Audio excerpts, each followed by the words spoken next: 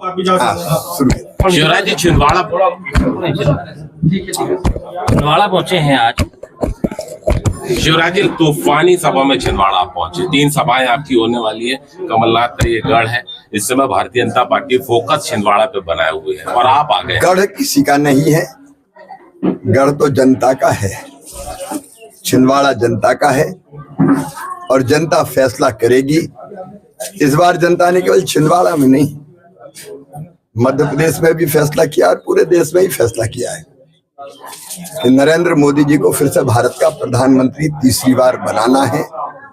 मोदी जी देश की जनता के दिलों में बसते हैं और आदर और श्रद्धा नहीं, लोग उनमें उनकी भक्ति करते हैं। सब जगह एक ही माहौल है।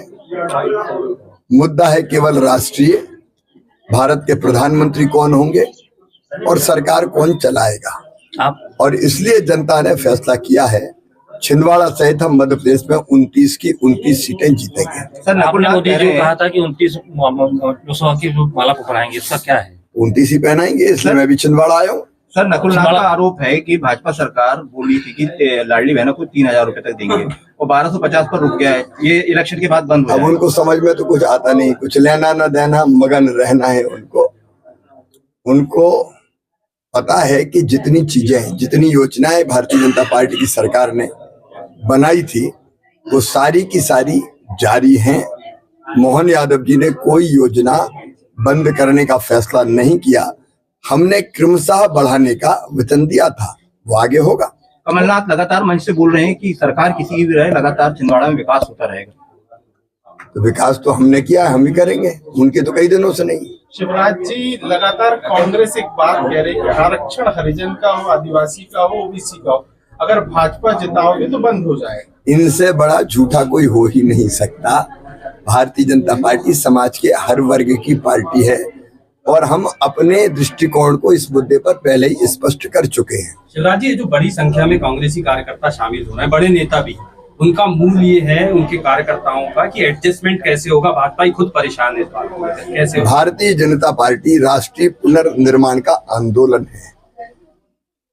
है भारत के विकास का, प्रगति का। हमारा लक्ष्य एक वैभवशाली, गौरवशाली, संपन्न, समृद्ध और शक्तिशाली भारत का निर्माण, जो नरेंद्र मोदी जी के नेतृत्व में हो रहा है। अब ऐसे भारत के निर्माण के लिए जो भाई बहन विचार पूर्वक भाजपा में आते हैं उनको हम भारतीय जनता पार्टी में सम्मिलित करते हैं। कांग्रेस का नेतृत्व दिशाहीन हो गया, न दिशा है और न दृष्टि है, औंधे सीधे फैसले कर रहे हैं।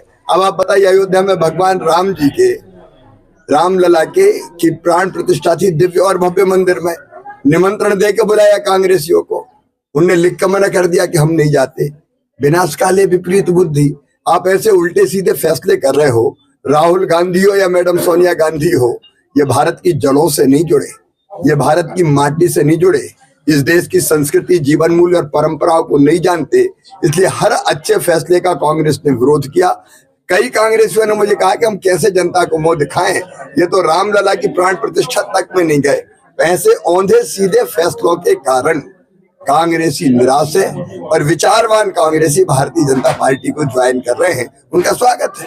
शिवराज जी, मध्य प्रदेश में आप लगातार तूफानी प्रचार कर रहे हैं। 3 छिंदवाड़ा में सभाएं करेंगे, फिर होशंगाबाद आप पहुंच रहे हैं।